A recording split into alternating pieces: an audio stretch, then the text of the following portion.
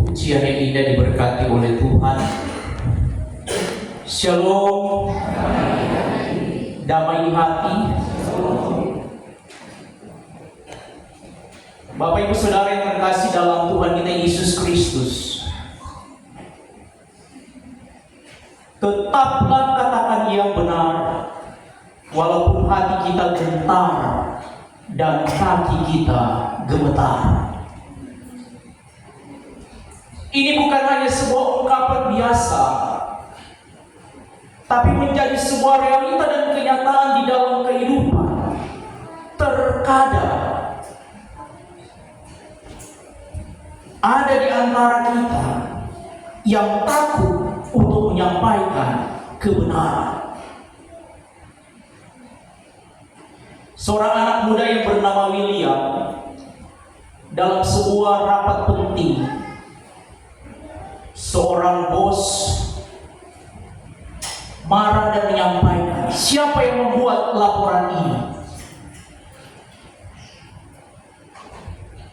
William, seorang anak muda yang membuat laporan itu, tapi dalam hatinya dia takut untuk berkata jujur.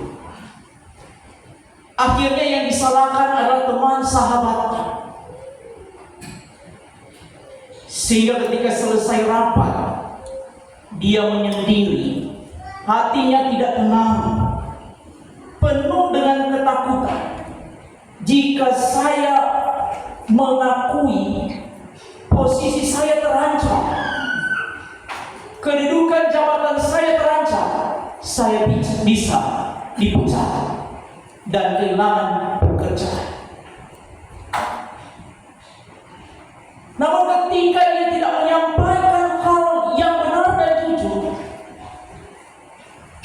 suara hati yang berbicara menimbulkan kegelisahan, bahkan tidak membawa ketenangan dalam hidupnya. Saat ketika Yesus Kristus orang yang benar diperhadapkan dalam persidangan yang dipimpin oleh wali negeri Pontius Pilatus, gubernur di daerah Yudea pada waktu itu.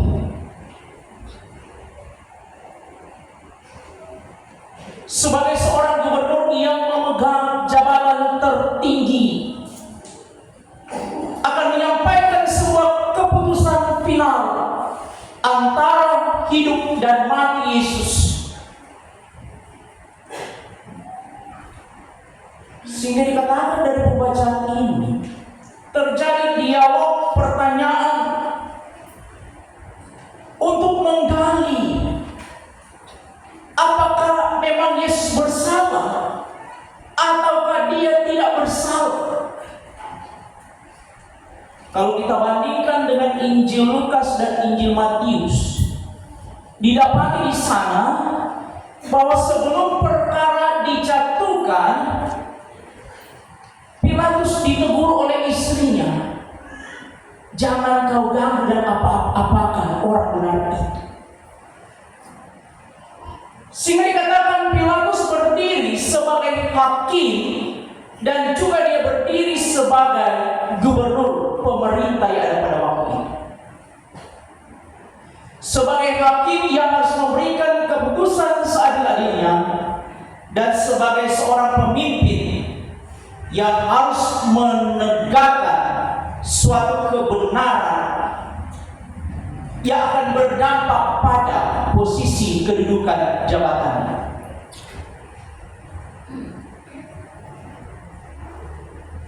Dikatakan dari pembacaan ini, ketika diselidiki tidak didapati kesalahan Yesus, tetapi Pilatus yang adalah pemegang kekuasaan ada dalam sebuah posisi di mana dia harus menyampaikan hal benar, tapi resikonya dia siap kehilangan kedudukan jabatannya.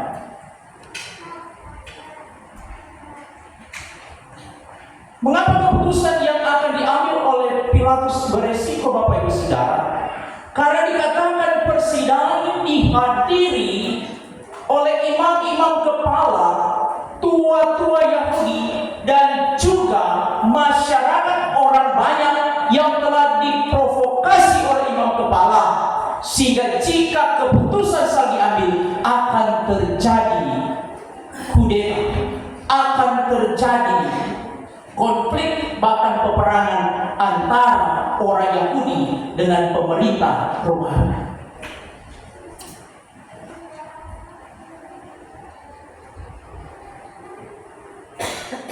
Sebelum kita lanjut Bapak Ibu Saudara,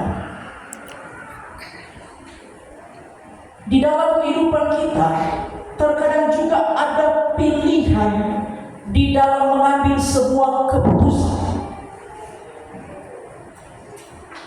Dan ketika diperhadapkan dengan pilihan untuk mengambil sebuah keputusan, terkadang kita terjebak pada pemikiran, jika saya ambil keputusan yang benar, maka yang beresiko adalah kedudukan jabatan saya, yang beresiko adalah pendapatan saya.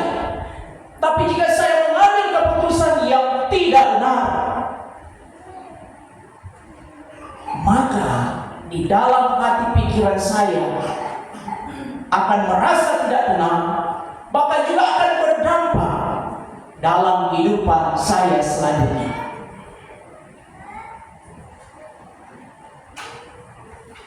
Karena jika mengambil keputusan yang benar, itu berarti kita harus memandang pada salib Kristus, yaitu segala keputusan yang bersifat kasih, penuh damai sejahtera, bahkan juga mendatangkan kebahagiaan, itu pilihan yang benar. Itu pilihan yang sesuai dengan kehendak Tuhan. Tapi jika di dalam kehidupan saya mengambil sebuah keputusan di mana hanya karena mempertahankan gengsi harga diri, saya susah untuk mengampuni, saya susah untuk memaafkan, saya susah untuk berbelas kasih dalam kehidupan orang lain, maka itu berarti kita ada pada keputusan yang salah dan tidak ada kebenaran di dalamnya. Yesus menegaskan integritas ucapan benar sebagai cermin dari isi hati yang tulus.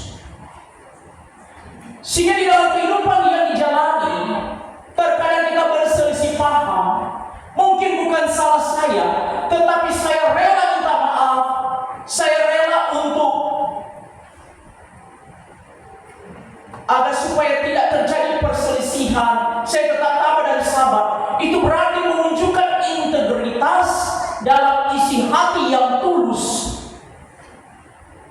di mana kehidupan yang saya bangun adalah berprinsip pada kasih Kristus, sehingga kita pun mampu untuk mengampuni, memaafkan, sekalipun saya yang benar. Berapa banyak dalam kehidupan rumah tangga, ketika suami dengan ego mempertahankan kehendak yang benar, tetapi tanpa sadar ada kata-kata yang salah yang diucapkan menyakiti hati istri anak-anak. Begitu juga dalam kehidupan rumah tangga istri yang dengan ego mempertahankan saya benar, engkau yang salah, tetapi kata-kata melukai suami, melukai anak-anak. Apakah itu kebenaran yang dapat dibanggakan? Apakah kita menyadari sekalipun saya benar, jika kata-kata saya akan melukai, maka saya akan berupaya untuk menyatakan kebenaran, bukan dari kata-kata yang mempersalahkan istri, suami, anak-anak, tapi bagaimana dengan tindakan yang merangkul dengan penuh kasih, dengan menyampaikan dan menyatakan bahwa cinta kasih saya lebih besar daripada persoalan yang kita alami. Ini yang menjadi gambaran di dalam kehidupan. Seperti yang disampaikan oleh Yesus. Dia benar, dia tidak melakukan kesalahan, tetapi dia tidak berteriak-teriak untuk membenarkan dirinya sendiri. Berbeda dengan kita. Saya yang benar, dia yang salah. Kita bersuara dengan lantang, orang lain mendengar. Bahkan juga ada yang bersuara lewat media sosial untuk mencari dukungan bahwa saya benar, dia salah. Tetapi nilai-nilai kasih tanpa kita sadari gugur dan menunjukkan ketidaktulusan dalam mencari kebenaran ini. Dikatakan Pilatus sebagai pemberi keputusan bergelut, sehingga untuk memutuskan perkara ini dikatakan Yesus dalam pembacaan dalam Injil Matius Lukas, Pilatus sempat menyuruh Immanuel kepala membawa Yesus untuk diadili oleh Herodes, seorang raja yang ada di Galilea. Tetapi dikatakan dalam persidangan itu juga tidak dapat diputuskan, sehingga harus kembali lagi diperhadapkan kepada Pilatus. Seolah-olah untuk membenarkan diri, seorang pemegang kekuasaan melakukan tindakan di luar kemanusiaan. Dalam Injil Matius mencatat, dia mengambil baskom dan mencuci tangan dan berkata, dosa ini tidak ditanggungkan kepada saya. Berapa banyak di antara kita, mungkin kita tahu kita yang salah, tetapi melempar kesalahan agar ditanggung oleh orang lain. Mungkin kita dapat tersenyum, bukan saya yang disalahkan, tapi dia. Namun Bapak Ibu Saudara, kebohongan yang hanya menenangkan hati sesaat ibarat menunda malapetaka yang ada di masa depan. Dan itu terjadi. Kehidupan rumah tangga yang tidak dibangun dengan kejujuran, upaya usaha kerja yang tidak dibangun dengan kejujuran, itu hanya menunda kebinasaan di masa depan. Mengapa? Karena kita tahu bahwa apa yang saya bangun itu, apa yang saya ucapkan itu bukan didasari pada kebenaran yang mengarah pada ketulusan, tapi kebohongan yang mengarah pada kehancuran. Dikatakan dalam firman ayatnya yang ke-15, dan oleh karena Pilatus ingin memuaskan hati orang banyak itu, ia membebaskan Barabas bagi mereka, tetapi Yesus disesatnya lalu diserahkannya untuk disalibkan. Kata kunci terakhir didapati jawaban. Oleh karena Pilatus ingin memuaskan hati orang banyak itu, dikatakan keputusan bukan diambil dari dasar kebenaran, tetapi untuk memuaskan hati orang banyak. Yaitu telah terjadi propaganda yang besar. Umat mulai berteriak-teriak untuk menyalibkan Yesus, sehingga dia dalam posisi, jika saya menyampaikan Yesus benar tidak disalib, terjadi kerusuhan, terjadi propaganda, maka itu berarti kedudukan jabatan saya terancam. Sehingga untuk ada dalam keadaan yang safe, aman, posisi saya tetap, kedudukan saya tetap, menyenangkan hati orang banyak, berarti mengorbankan isi hati yang benar demi kedudukan jabatan. Bapak Ibu Saudara yang terkasih dalam Tuhan kita Yesus Kristus, ini juga kerap kali terjadi dalam kehidupan kita. Terkadang kedudukan, jabatan, harta, kekayaan membutakan mata rohani untuk melihat kesalahan sendiri. Terkadang kita lebih banyak melihat kesalahan orang lain, terkadang kita lebih banyak melihat kekurangan orang lain, dan jauh dari pandangan mata kesalahan, kekurangan sendiri. Dalam sejarah dicatat akhir kehidupan dari Pontius Pilatus, dikatakan dia dipenjarakan, bahkan mati tersiksa akibat ketidakbenaran yang menjadi keputusan dalam hidupnya. Saudara-saudara terkasih dalam Tuhan kita Yesus Kristus, dalam perenungan Minggu Sengsara yang ke-6, kita sementara diajar dalam sebuah perenungan diri yang penuh. Apakah ada orang benar di antara kita yang hadir saat ini?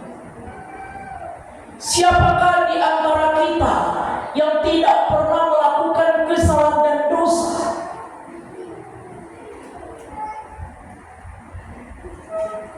Ketika kita merenungkan, tidak ada orang yang benar. Setiap kita pernah melakukan kesalahan dan dosa. Maka ini ibarat pilihan yang diambil oleh orang banyak. Apakah akan membebaskan Yesus atau Barabas? Orang banyak berteriak menyampaikan bebaskan Barabas. Siapakah dia? Dikatakan Barabas seorang pemberontak, bahkan seorang pembunuh. Ini merupakan lambang kegelapan, antara terang dan kegelapan. Umat lebih memilih kegelapan, dan itu juga menyadarkan saya, Bapak Ibu Saudara, berapa banyak di antara kita tanpa sadar menyatakan sikap kegelapan seperti Barabas.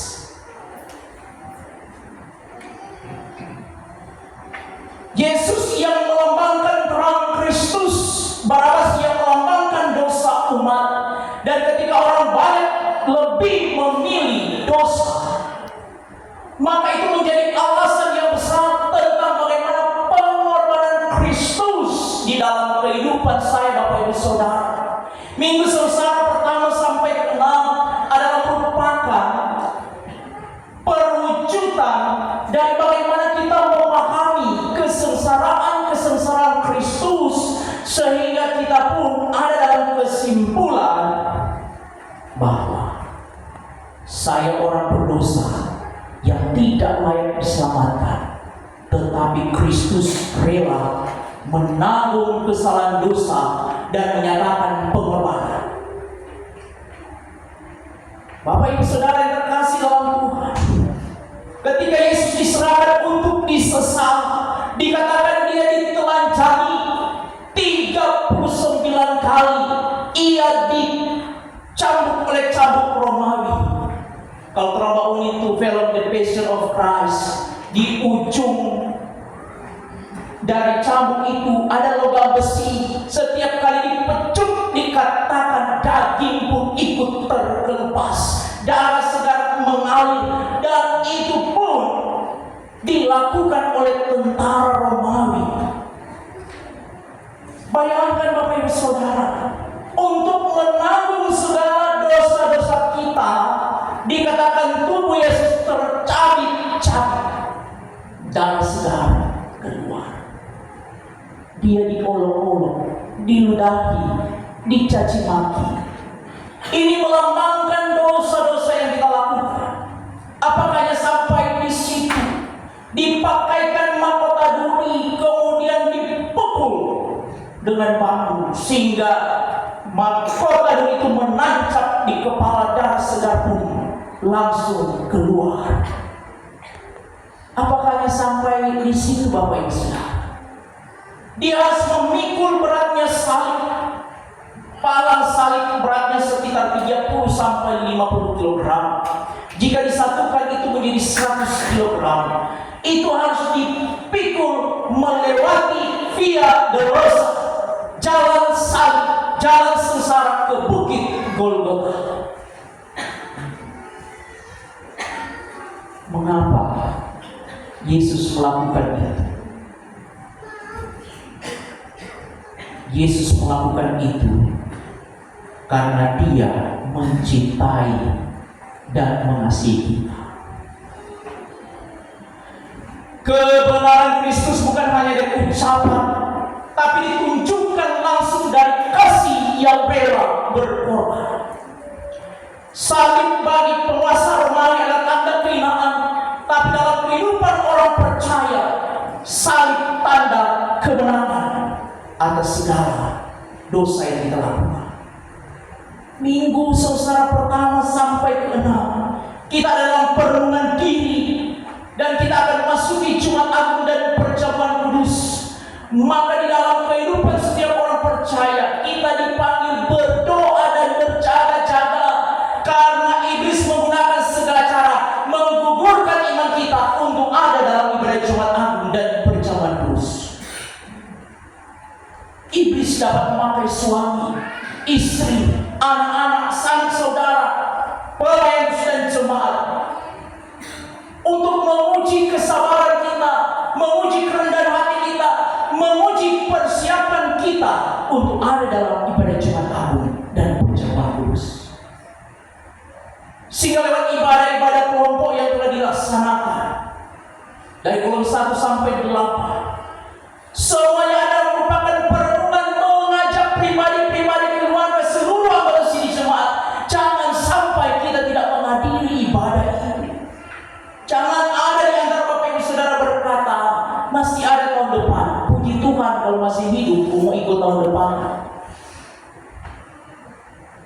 Tetapi ketika Tuhan berikan kesempatan, kita ada dalam ibadah Jumat Agung dan akan ada dalam ibadah perjamuan kudus, maka dengan hati yang benar, hati yang tulus, kita merasakan makan roti yang melambangkan tubuh Kristus yang tercabik-cabik untuk menebus dosa. Minum anggur yang melambangkan darah Kristus yang mengalir, membasuh segala dosa, menjadi tanda kemenangan. Saudara-saudara terkasih dalam Tuhan kita Yesus Kristus, dalam perenungan diri Bapak Ibu Saudara, Jumat Agung dan perjamuan kudus bukanlah sebuah hari raya gerejawi biasa, tetapi merupakan sebuah pengungkapan iman. Dosa kita yang banyak, dosa kita yang besar itu telah terbayar lunas. Sehingga jika di dalam kehidupan Bapak Ibu Saudara sampai hari ini, sampai saat ini masih memendam dosa, amarah, iri hati, dengki, seperti yang dinampakkan oleh imam kepala dan orang banyak pada waktu itu, maka saat ini firman Tuhan yang berbicara dalam kedalaman hati Bapak Ibu Saudara. Jangan sampai segala dosa ini menjadi penghalang. Tetapi ketika dengan penuh keyakinan iman saya berkata bahwa Tuhan Yesus telah menebus segala dosa saya, maka akan ada kelegaan hati, damai sejahtera dalam perayaan Jumat Agung dan perjamuan kudus. Tuhan Yesus memberkati firman-Nya kita semua. Amin.